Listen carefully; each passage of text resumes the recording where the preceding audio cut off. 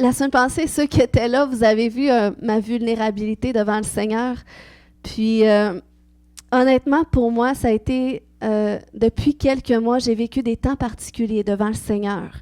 Parce que on a passé par cette étape-là où est-ce que Dieu nous demandait de vendre notre maison. Puis, tu sais, ça a été un sacrifice pour moi de le faire, mais c'était correct. J'étais prête pour la suite, même si je ne savais pas c'était quoi. Puis là, en tout cas, le Seigneur a ouvert les portes pour qu'on puisse se construire une maison. Donc, on est dans ce projet-là. Gloire à Dieu, on est content parce qu'on sait où est-ce qu'on s'en va. Mais malgré tout ça, je savais que spirituellement, le Seigneur voulait faire quelque chose d'autre. Puis, c'est comme si j'étais à cet endroit-là où est-ce que j'étais sur la montagne devant le Seigneur, mais il n'y avait pas de bouc, puis il n'y avait pas d'Isaac à mettre sur l'autel. Fait que là, j'étais là, mais Seigneur, c'est quoi je peux sacrifier de plus? Parce que je suis une personne comme ça, je ne suis pas parfaite, loin de là. Mais quelque chose que j'ai, c'est que je suis vraiment sincère avec Dieu. C'est que je prends au sérieux l'appel de Dieu, je prends au sérieux qu'est-ce que Dieu veut de moi. Fait que j'étais là, mais Seigneur, qu'est-ce que je peux sacrifier de plus? Mais c'est comme si le Seigneur me disait, toi, je veux que toi t'ailles sur l'autel. Fait que j'étais dans cette posture-là de petit agneau tout faible, spirituellement devant le Seigneur, à savoir, mais écoute, je ne sais pas quoi sacrifier de plus, mais je sens que tu veux seulement que je sois dans cette posture. Puis ça l'a occasionné, oui, certaines tensions, certains inconforts de ne pas connaître la suite. Mais parfois, le Seigneur nous conduit dans des temps comme ça pour qu'on puisse vraiment s'aligner avec qu'est-ce qu'il veut faire. Donc, c'est pour ça que c'est nécessaire. Puis, tu sais, on sait que la Bible nous demande, Dieu nous demande dans sa parole, d'être comme des sacrifices vivants. Pas des sacrifices morts, mais vivants. C'est qu'à tous les jours, on est dans cette posture de sacrifice, d'abandon, de dépendance à Dieu. De dire, Seigneur, qu'est-ce que tu veux que je fasse aujourd'hui? Quelle est ta volonté? Non pas ma volonté, mais ta volonté.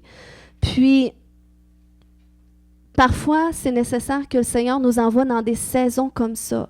Où est-ce qu'on va se repositionner? Où est-ce qu'on va se réaligner? Pourquoi? Parce que Dieu a un plan pour notre vie. Puis il y a un plan aussi pour les gens autour de nous. Il y a un plan pour les nations. Parce que, tu sais, souvent, on pense au salut, on pense à nous. Tu sais, Dieu, oui, veut nous sauver, il veut sauver notre famille. Mais Dieu voit beaucoup plus grand que ça. Si Dieu t'a choisi au milieu de ta famille, c'est parce que Dieu, il voit aussi tous les gens dans ta sphère d'influence qui ont besoin d'être visités par lui, qui ont besoin de vivre, qui sont appelés à vivre cette rencontre avec Dieu. Donc, c'est pour ça que Dieu commence une œuvre dans ta vie. Mais c'est pour répondre aux besoins autour de toi. Puis ça nous prend une compréhension, ça prend un cheminement avec Dieu pour comprendre ça. Mais c'est juste pour vous dire que Dieu a vraiment un cœur pour les gens autour de nous. Puis c'est un petit peu là que je veux vous amener quand je parle de s'engager avec le rêve de Dieu, c'est de réaliser que oui, Dieu a un appel pour ma vie, mais il y a un appel aussi pour ma nation autour de moi. Puis quand on parle de nation, on parle de groupe de personnes. Et ça, c'est dans toute la société. Dieu a un plan pour eux, puis je fais partie de ce plan-là. Je fais partie du plan de Dieu pour les gens autour de moi, pour ma sphère d'influence. Et ça nous prend une compréhension. C'est comme... puis pourquoi Dieu, il choisit tout le temps un homme ou une femme? Et si vous êtes là ce matin, c'est que je crois que vous avez été choisi par Dieu.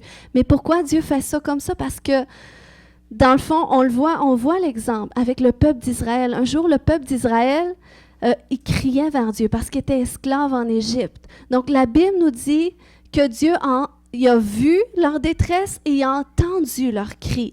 Donc, Dieu est comme ça, il parcourt la terre et il entend et il voit la détresse des gens. Mais il ne veut pas accomplir, c'est comme ça qu'il a fait les choses, il ne peut pas accomplir son plan de rédemption seul. Il se cherche toujours un homme ou une femme qui va être disponible et qui va dire, Seigneur, je veux m'engager avec toi. J'ai vécu une expérience avec toi, une rencontre avec toi. Je sais que tu es vivant. Maintenant, je veux vraiment te connaître, puis je veux me découvrir en toi, puis je veux découvrir à quoi tu m'appelles. Et c'est ça les intentions de Dieu pour nous.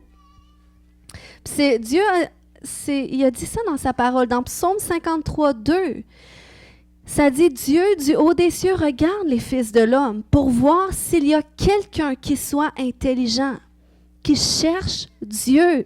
Donc, pourquoi Dieu cherche à voir s'il y a un homme ou une femme qui est assez intelligente pour le chercher? C'est parce que Dieu a un plan de rédemption pour les nations. Et quand je parle de rédemption, je parle de salut, un plan de salut, un plan de restauration, un plan de délivrance, un plan de transformation pour les nations. Puis, c'est pour ça que Jésus est venu bâtir son Église. Parce que Dieu, on l'a vu dans l'Ancien Testament, il a appelé un Moïse à un certain moment donné. Et Moïse a donné le flambeau et après ça, il a appelé des rois et tout ça. Mais depuis le jour de la Pentecôte, depuis que le Saint-Esprit est descendu sur toute chair, eh bien là, c'est là que Jésus est plus venu juste appeler un homme ou une femme, mais il est venu appeler une communauté qui se met ensemble pour devenir le corps de Christ. Et c'est là que l'Église, qui est le corps de Christ, peut devenir ce véhicule qui amène la présence de Dieu, qui amène le royaume de Dieu, qui amène un changement dans nos nations. Donc, c'est vraiment à ça qu'on est appelé. Là où est-ce qu'on est, peu importe l'âge qu'on a, peu importe la génération dans laquelle on est, on sert un Dieu intergénérationnel. Puis là où est-ce qu'on est, il veut nous utiliser. Puis c'est quand on est en communauté, qu'on est ensemble, qu'on peut avancer comme un corps.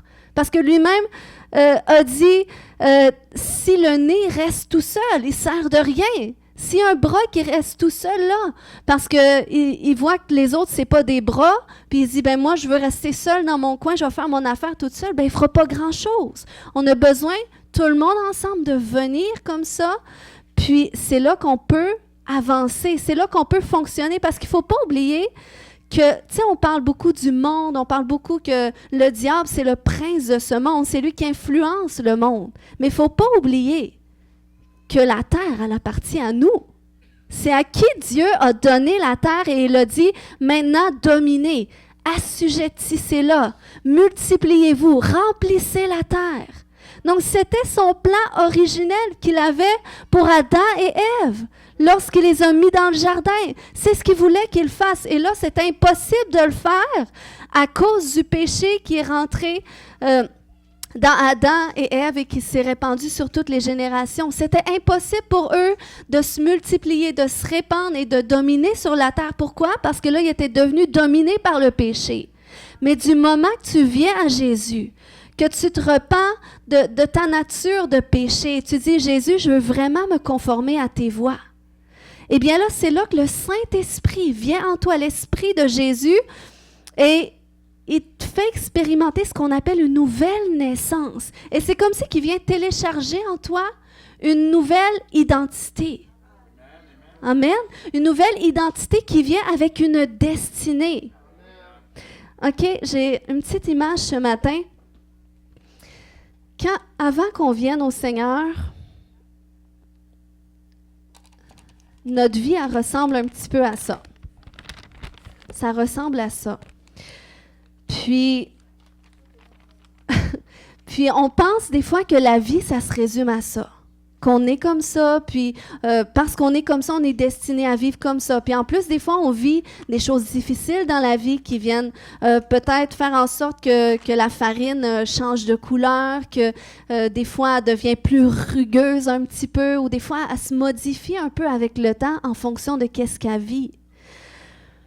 Mais quand Dieu te regarde, c'est pas ça qu'il voit.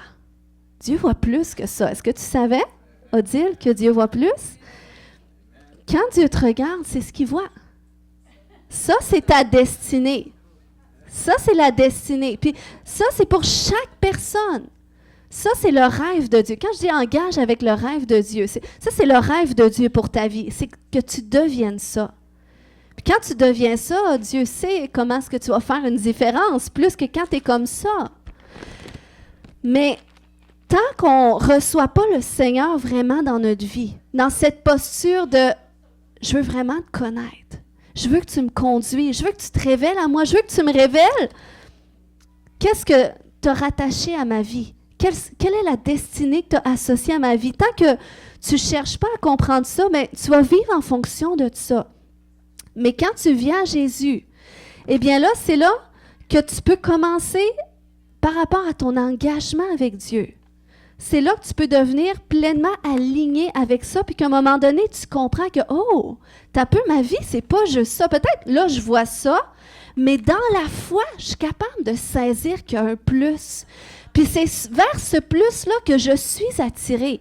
Mais ça me demande de la foi parce qu'on ne le voit pas aussi clairement que Dieu le voit.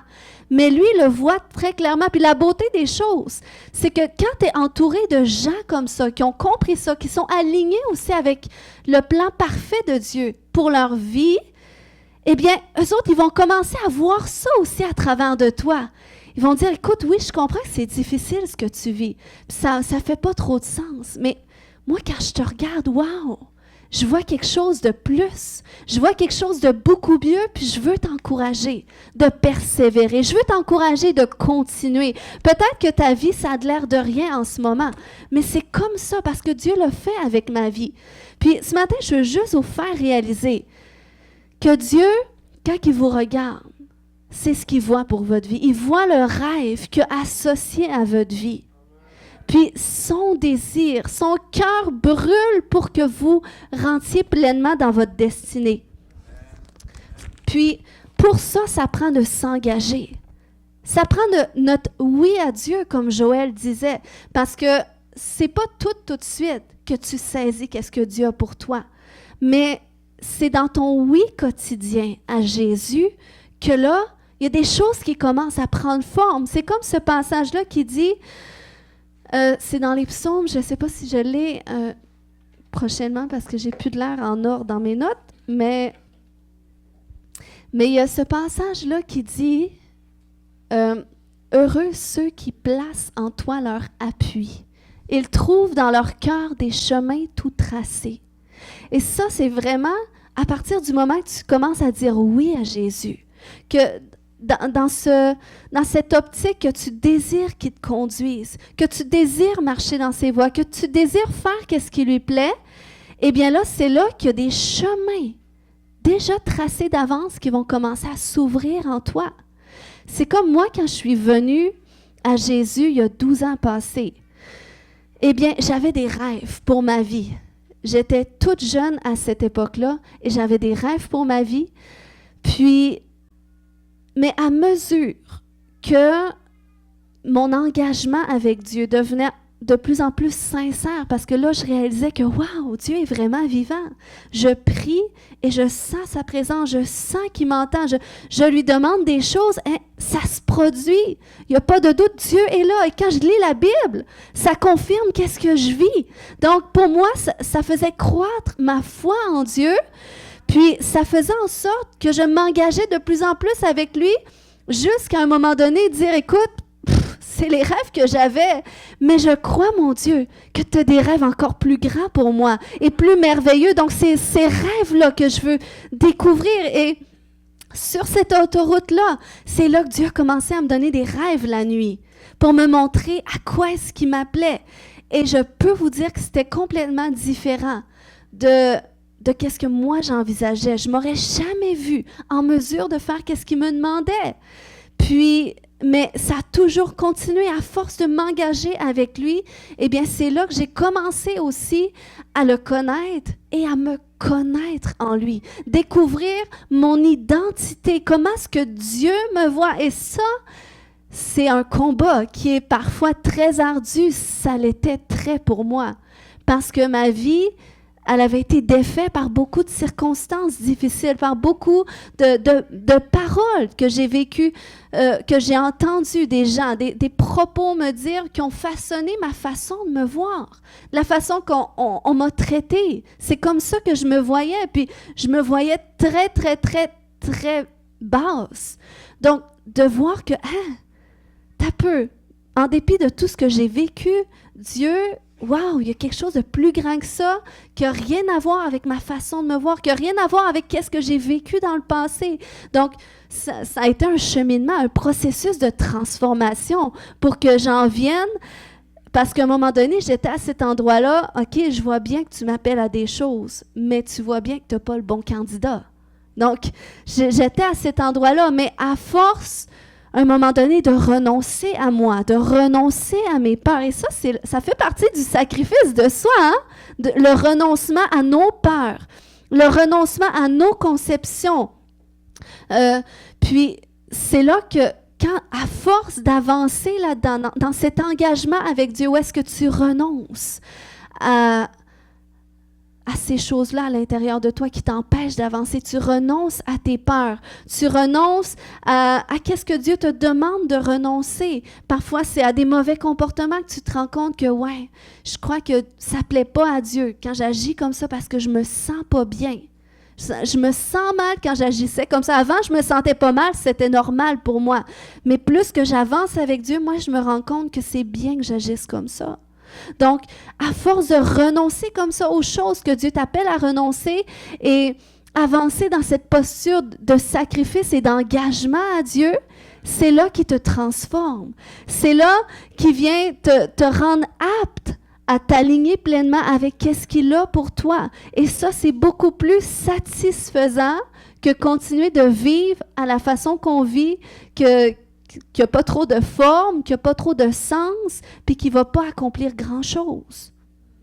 Donc, est-ce que tu peux dire à quelqu'un, Dieu a un rêve pour toi?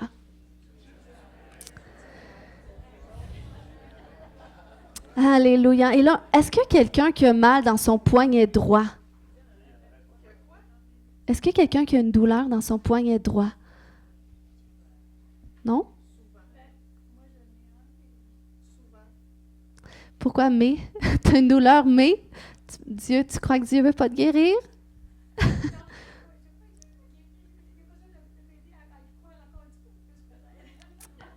Ça, c'est ce qui arrive quand on passe plus de temps à prier pour les autres. On croit plus pour les autres que pour nous.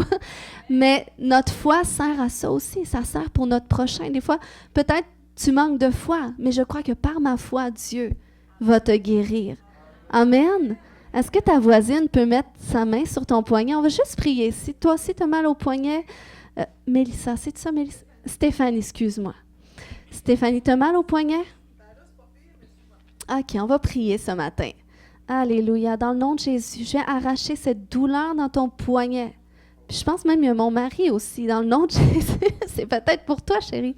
Dans le nom de Jésus, je commande à cette douleur de partir, tout ce qui est non conforme à une santé parfaite. Tu disparais maintenant dans le nom de Jésus. Alléluia. Reçois la guérison maintenant. Amen. Test. Test ce matin.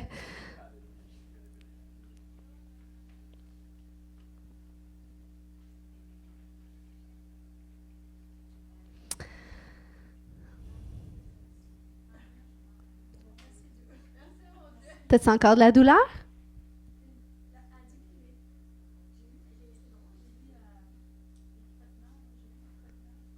Amen. Mais je déclare que tu es complètement guéri maintenant. Teste, allez, teste par la foi encore. Tu es guéri maintenant. C'est toute partie. Au nom de Jésus. Là, il n'y a rien? Amen. Ben, regarde, c'est comme Soavis, quand elle a été guérie dans son ventre aussi, elle n'était pas sûre. On va voir cette semaine. Mais Amen, elle était guérie. Amen. Donc, Dieu a un rêve pour notre vie. Puis, le rêve de Dieu, eh bien, il faut que tu saches qu'il s'associe avec son rêve aussi. Puis, Jésus a un rêve. Oui, tu peux me l'organiser à nouvelle. J'ai une nouvelle pochette, puis elle est différente de ce que j'avais. Donc, Dieu a un rêve pour notre vie qui s'associe avec son rêve. Puis un jour, il en a partagé un, Jésus, un rêve. Il a dit dans Matthieu 28, 19, il a dit « Allez par tout le monde et faites de toutes les nations des disciples. » Et ça, c'est son rêve. Il n'a pas dit de faire de toutes les nations des chrétiens, OK? Puis il y a une différence avec ça. Il n'a pas dit « faites de toutes les nations des croyants, des chrétiens ». Non, il a dit de faire de toutes les nations des disciples. Puis je crois que son rêve qui est global pour tous les croyants, eh bien, je crois qu'on porte une partie de son rêve, qu'il a déversé en nous par le Saint-Esprit, parce que c'est à ça qu'il sert, le Saint-Esprit. Il nous donne des dons, des capacités, il nous donne cet accès à la dimension du royaume des cieux. Donc, il a dit, allez par tout le monde avec qu'est-ce que je vous ai donné, je vous ai baptisé de mon esprit, et allez faire en sorte que les nations deviennent mes disciples. Et comment est-ce que les nations peuvent devenir disciples? Eh bien, il faut savoir là, que les nations deviennent des disciples dans le sens qu'ils deviennent influencés par la culture que nous, on porte. C'est un petit peu ça que le Seigneur veut dire. Oui, il veut que les gens, oui, deviennent des disciples, mais deviennent éventuellement des croyants et des gens qui vont se faire baptiser au nom du Père, du Fils et du Saint-Esprit. Mais d'abord et avant tout, le Seigneur nous a donné ce pouvoir de faire une influence positive sur les gens, qui fait en sorte que, au lieu que le monde s'associe avec la culture du monde, que pas de moyens de rédemption, eh bien, les gens peuvent devenir alignés avec la culture du royaume des cieux, qui fait en sorte que leur mentalité change, qui fait en sorte que il y a une conviction de péché, une conviction de bien et mal qui vient, qui fait en sorte qu'ils sont plus attirés vers le bien que le mal. Je crois que le Seigneur, à quoi ça peut ressembler? OK, d'après vous, une nation qui est alignée avec la culture du royaume de Dieu, à quoi ressemblerait Métabetchouan? Alignée, ou votre emploi, où est-ce que vous travaillez, votre famille, qui s'aligne avec la culture du royaume de Dieu.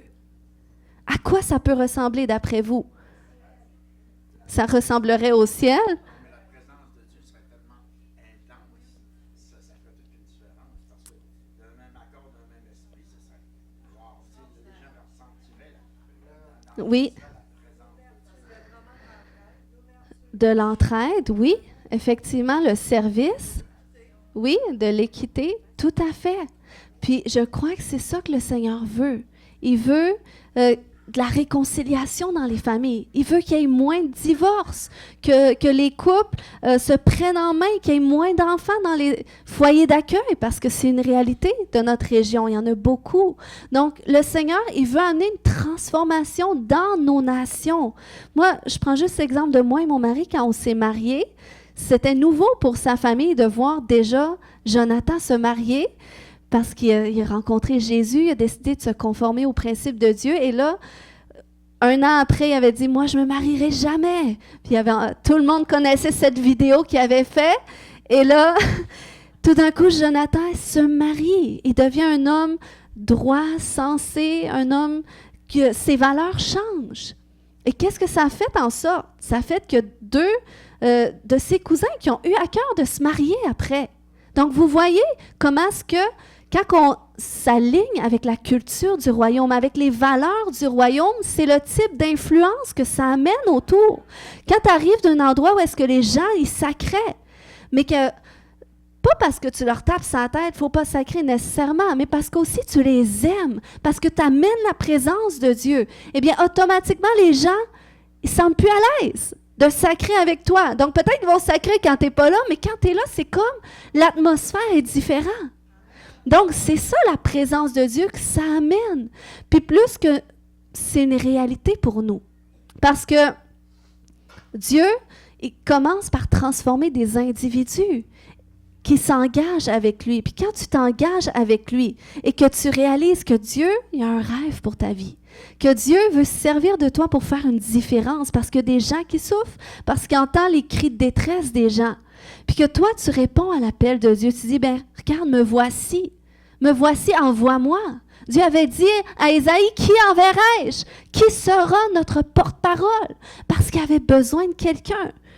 Il a donné le choix à Ésaïe. Il aurait pu dire, moi, je ne me sens pas à l'aise. Il a dit, me voici, envoie-moi. Donc, est-ce que tu es à cet endroit-là que tu es capable de dire aujourd'hui, quoi que tu demandes, me voici, envoie-moi. Parce qu'il faut que tu saches. Des fois, on pense, ben là, si je dis me voici, envoie-moi, je vais devenir pasteur. Ben non, pas nécessairement. Parce que le rêve de Dieu pour ta vie, ça s'associe avec des capacités, des désirs qu'il a mis en toi. Moi, j'ai toujours rêvé, vous savez, être psychologue. J'aimais tellement ça, écouter les gens, puis juste, j'aimais les gens. Mais malheureusement, j'ai pas réussi à faire des études qui m'auraient permis de pouvoir faire ça. Mais aujourd'hui, à travers mon ministère pastoral, où est-ce que je fais beaucoup de suivi, de counseling, eh bien, je me dis, waouh, c'est encore bien plus merveilleux qu'être psychologue parce que là, je vois des vies transformées par Jésus. Donc, vous voyez, le Seigneur, il prend des fois nos petits rêves enfouis, puis lui, quand il vient souffler dessus, ça prend une autre forme, puis il y a beaucoup plus d'impact, puis la satisfaction que ça nous amène de savoir que je fais qu'est-ce que je suis appelé à faire dans la vie. Amen. Puis on est appelé à ça parce que c'est comme si, c'est un peu si, par exemple, tu plantes un pommier.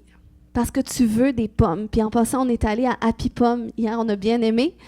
Mais si tu plantes un pommier, puis tu veux des pommes, mais que le pommier, quand il commence à pousser, il regarde les arbustes autour, puis il dit, « Ben écoute, moi, c'est comme ça que je veux être. Pourquoi porter des pommes? Pourquoi pas être comme un arbuste? Lui, il est bien, il n'y a pas de poids sur ses branches, son feuillage reste beau.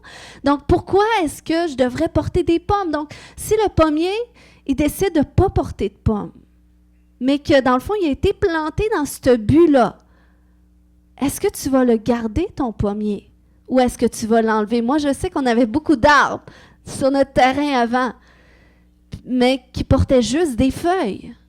Puis ça ne sert à rien, un arbre qui fait juste des feuilles, finalement. Fait que vaut mieux parfois le couper. Puis c'est ça que Mané Jésus a dit. Il est venu, puis il a donné cette parabole. Il dit dans Luc 13, au verset 6 à 9, « Un homme avait un figuier planté dans sa vigne. Il vint pour y chercher du fruit et il n'en trouva point. Alors il dit au vigneron, « Voilà 3 ans que je viens chercher du fruit à ce figuier et je n'en trouve point. Coupe-le.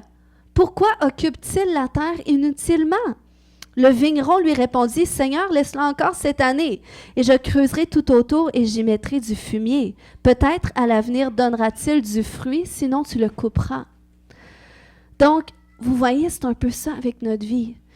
Le Seigneur, il nous donne du temps. On expérimente une rencontre avec lui ou peut-être quelqu'un nous parle de Jésus. On accepte de lui donner notre vie, de faire cette prière de repentance pour dire « Je te donne ma vie. » Mais après ça, il y a des fois qu'il ne se passe rien pour certaines personnes. Il y a des gens, des fois, qui ne vont pas plus loin que ça.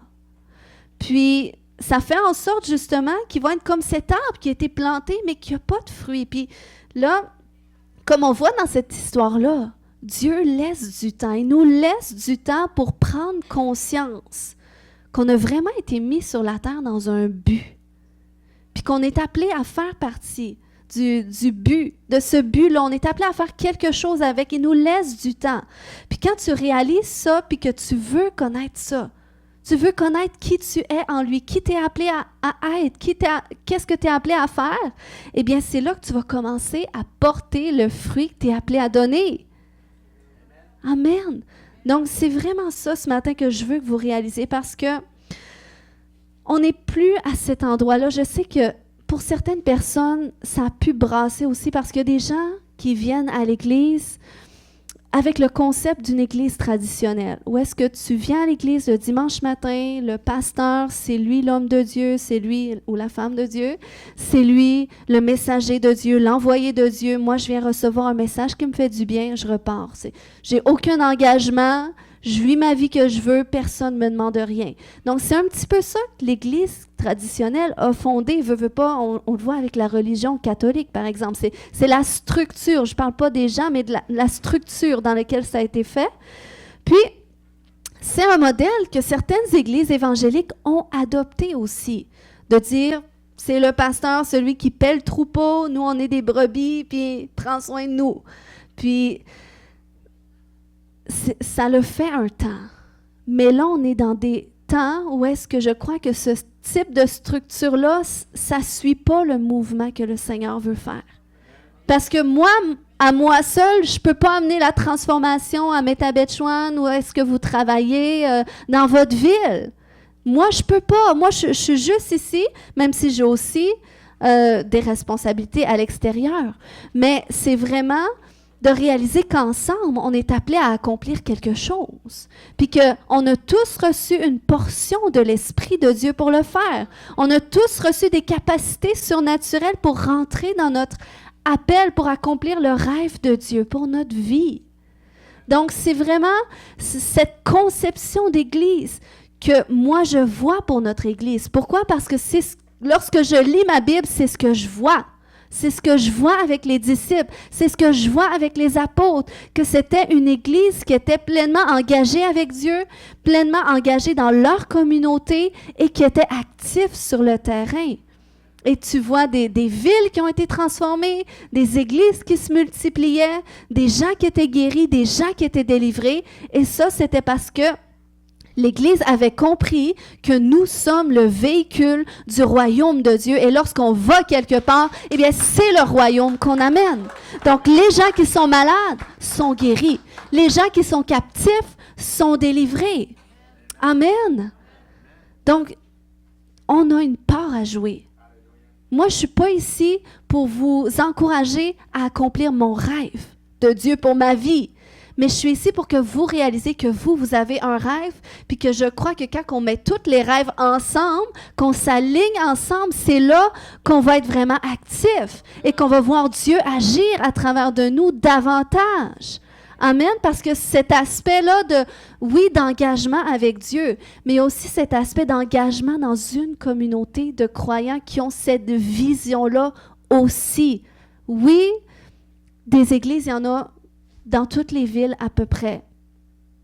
Mais c'est important que quand tu choisis une maison pour en faire ta maison, c'est parce que tu réalises que vous avez une vision similaire d'avancer dans une même direction. Amen. Et la vision de cette maison, c'est qu'on accomplisse le rêve de Dieu pour cette nation. Amen.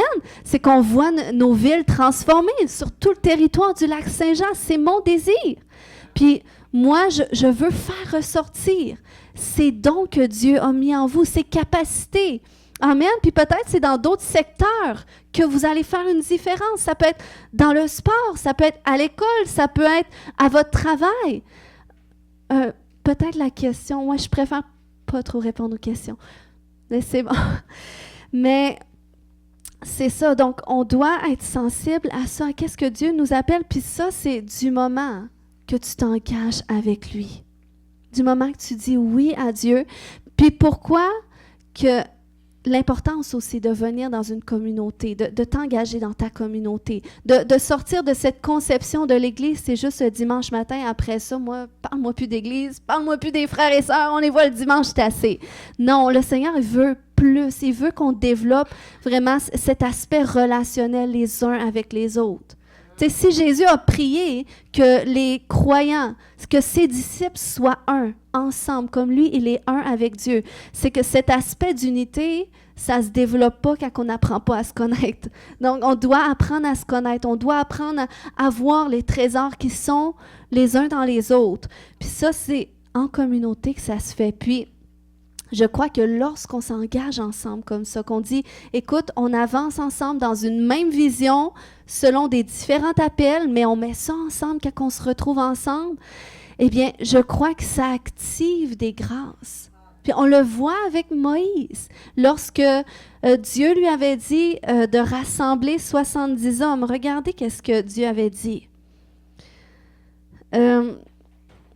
Dieu lui avait dit dans Nombre 11, 16, il avait dit « Assemble auprès de moi 70 hommes des anciens d'Israël, de ceux que tu connais comme anciens du peuple et ayant autorité sur lui. Amène-les à la tente d'assignation et qu'ils s'y présentent avec toi. Je descendrai et là je te parlerai. Je prendrai de l'esprit qui est sur toi et je le mettrai sur eux, afin qu'ils portent avec toi la charge du peuple et que tu ne la portes pas à toi seul. » Donc, c'est un modèle que Jésus a reproduit quand il a formé les 12. Ensuite, il les a envoyés sur le terrain et il a fait la même chose avec 72 disciples. Donc, c'est un modèle comment est-ce que Dieu fonctionne. Puis regardez dans ce passage-là de Nombre, c'est pas Dieu qui a choisi parmi le peuple 70 hommes, mais Dieu a demandé à Moïse de le faire. Il a dit assemble auprès de moi les 70 de ceux que tu connais. Donc, c'était Moïse. Donc, ça veut dire que c'était des hommes avec qui il était en relation. Et c'était des hommes qui avaient vu aussi à l'œuvre, qui avaient vu que, oh, eux autres, ils ont cette capacité-là de porter la même charge que tu m'as donnée, le même cœur que tu m'as donné pour le peuple. Donc ça, c'est dans l'aspect d'une communauté de croyants que ça se produit. Où est-ce que tu peux davantage réaliser où est-ce que Dieu t'appelle? Puis que tu peux être activé dans cette grâce-là. Je peux vous dire qu'il y a beaucoup de grâces que je porte aujourd'hui que j'avais pas avant de connaître le Seigneur, puis même au début de ma conversion. Mais ça a été à force même de m'aligner avec des personnes qui portaient les mêmes grâces que moi, que ça l'a fait ressortir ces grâces-là. Donc ça, c'est la beauté de la communauté. Donc ce matin, j'avais beaucoup d'autres notes que je n'ai pas suivies, mais c'est correct. On va prier ce matin en terminant, parce que je crois que c'est bon comme ça. On va prier parce que j'aimerais ça qu'on puisse prendre conscience que Dieu, comment est-ce que Dieu nous voit, de sa perspective, le rêve qu'il a pour notre vie, qui s'associe avec son rêve qui est global, qui est pour tous les croyants. Mais il y a vraiment quelque chose de spécifique que Dieu a mis en toi.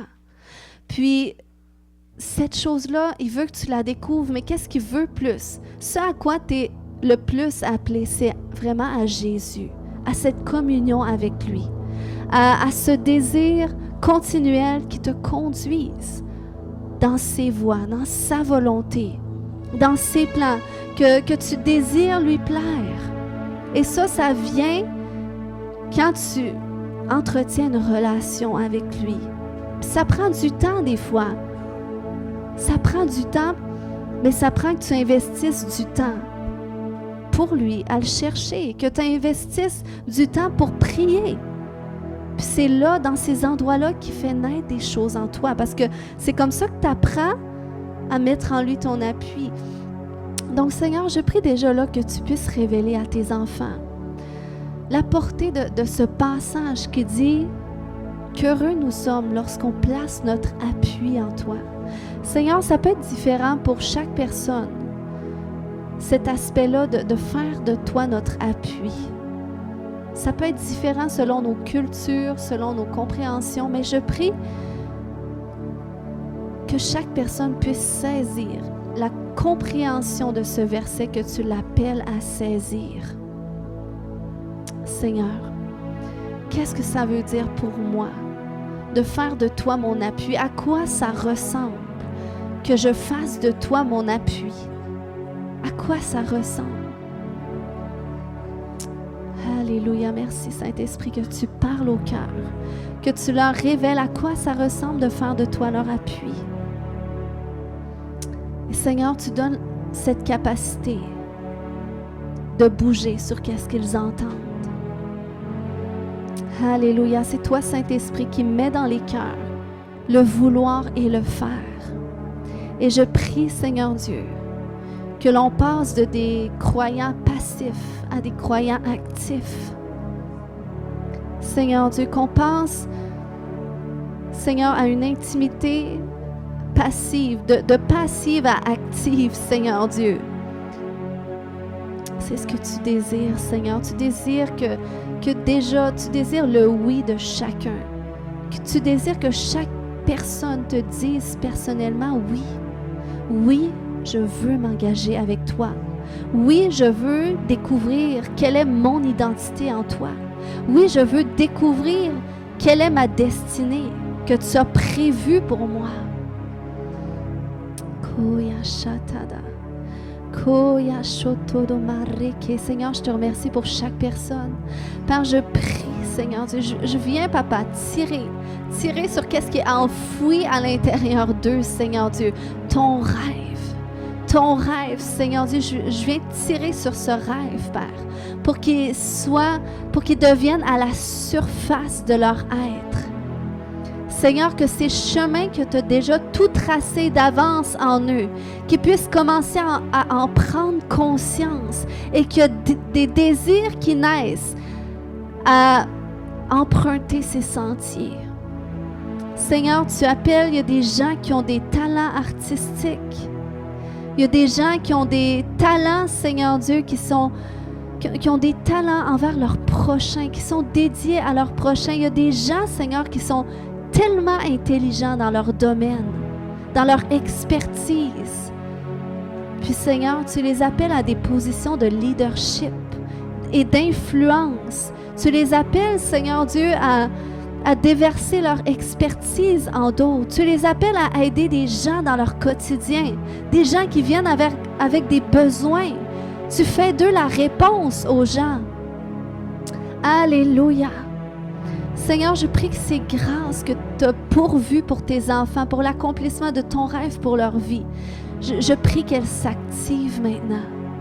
Je prie que tu viennes les activer. Je prie qu'un feu et un zèle. Seigneur, je sens que tu nous appelles à des endroits de soif nouvelle. C'est comme s'il y a des gens, vous avez avancé avec le Seigneur avec une certaine soif jusqu'à aujourd'hui. Mais le Seigneur, il veut renouveler ta soif parce qu'il y a une eau nouvelle. Il y a une eau nouvelle qui veut déverser, avec laquelle il veut t'abreuver. Alléluia, Seigneur, que nos soifs s'alignent avec ton rêve pour notre vie. Que nos soifs s'alignent avec toi, Jésus. Seigneur, je prie pour une œuvre nouvelle dans la vie de tes enfants. Vous savez, on est dans un mois, on est le 9e mois et le 9, ça représente le nouveau, ça représente l'enfantement, ça représente de donner la vie. Puis je crois qu'il y a des gens, vous êtes appelés à des choses nouvelles en ce mois de septembre qui s'associent avec les rêves de Dieu pour votre destinée. Amen. Mais vous savez, dans les moments les plus importants de l'histoire, où est-ce qu'il y avait des enfants qui sont nés et qui allaient amener une différence, le diable est venu pour essayer de les tuer. On le voit avec Moïse, qui a failli mourir. Puis on le voit avec Jésus aussi. Donc, je crois qu'on est dans des temps, c'est pour ça qu'il y en a qui ont été secoués. Parce que le diable est venu comme un ange de lumière. Il est venu pour changer ta perspective. Il est venu pour essayer de te détourner du chemin que Dieu ouvre devant toi. Même dans tes difficultés, là où est-ce que Dieu veut faire une percée, l'ennemi a essayé de venir pour que tu te détournes de ça, pour que tu dises non, je pense que Dieu finalement va laisser ça comme ça, donc j'abandonne. Mais le Seigneur, il veut te réaligner pleinement. Alléluia, avec les plans qu'il y a pour ta vie. Et il veut que tu avances sur ce chemin du nouveau.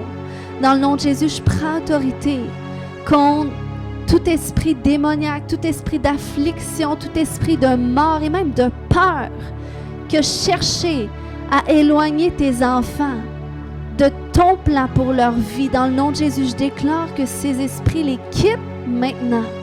Dans le nom de Jésus, la peur te quitte maintenant. Il y a des gens, vous avez besoin de dire, je renonce à la peur.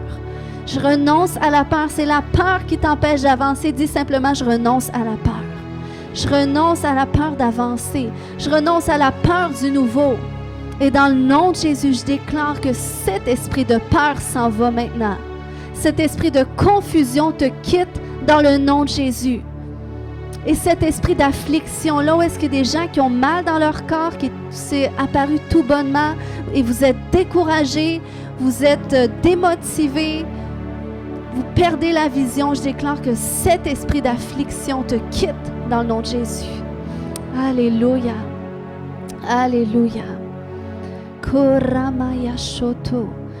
Koyata. Y a-t-il des gens qui n'ont jamais dit à Jésus, je veux faire de toi mon Seigneur et mon Sauveur personnel? S'il y a des gens qui n'ont jamais fait cette prière, j'aimerais prier avec vous personnellement. Kaya shoto domarekete. Kaya shoto. Tout le monde a fait cette prière. Maintenant, notre équipe de prière, Hélène, Gérald, Jacinthe, Marlène, j'aimerais qu'on se promène simplement dans cette atmosphère. Je veux qu'on impose les mains aux gens pour qu'ils puissent prendre conscience du rêve que Dieu a pour leur vie. Qu'ils puissent commencer à voir les choses à la perspective de Dieu. Tu peux y aller aussi, chérie. Koya shotodo marekete. Koya shotodo maya shanta. Seigneur, merci, Père. Je déclare, Seigneur, que tu lui donnes une vision nouvelle. Tu lui donnes une vision nouvelle. Tu lui donnes une vision nouvelle.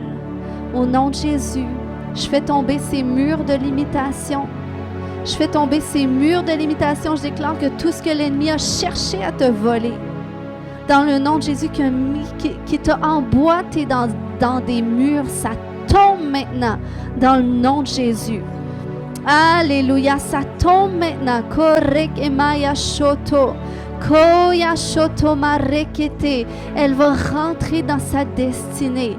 Au nom de Jésus, le Seigneur te dit qu'il t'appelle à plus. Il t'appelle à plus, à beaucoup plus.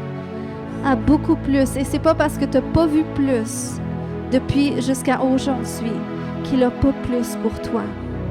Puis je déclare dans le nom de Jésus que tu vas commencer à rêver, à faire des rêves associés aux bénédictions que Dieu veut que tu vives pour ta vie. Alléluia. Oh Seigneur, tu l'appelles à être épanoui en toi, Jésus. Tu l'appelles à un niveau plus profond de plénitude du Saint-Esprit. Dans le nom de Jésus. Alléluia. Seigneur, viens guérir son cœur. Viens guérir son âme, Seigneur Dieu. Seigneur veut guérir. Koya shotodo marekete. Seigneur, merci pour un baume de guérison. Merci pour ta grâce, Seigneur Dieu, de marcher sur ce chemin de guérison intérieure et de libération. Parce que, Seigneur, tu veux, Papa, qu'elle prenne son envol comme un aigle, qu'elle court sans se lasser, qu'elle marche sans se fatiguer. Au nom de Jésus. Amen, amen. Il y a des temps de rafraîchissement qui viennent de la part de Dieu pour toi. Alléluia, Seigneur, merci, Papa. Merci pour ta bénédiction. Merci pour ton amour, Seigneur Dieu. Korebaya shoto. Koyantore kemaya shanta. Père, je prie pour plus. Je prie pour plus de toi, Seigneur Dieu. Je prie, Papa, pour plus dans cette famille, Seigneur Dieu. Que cette famille, Seigneur Dieu, vive le plus que tu as pour eux, Père. Dans le nom de Jésus. Kaya shoto do marekete. Koya shoto marekete. Koya shanta.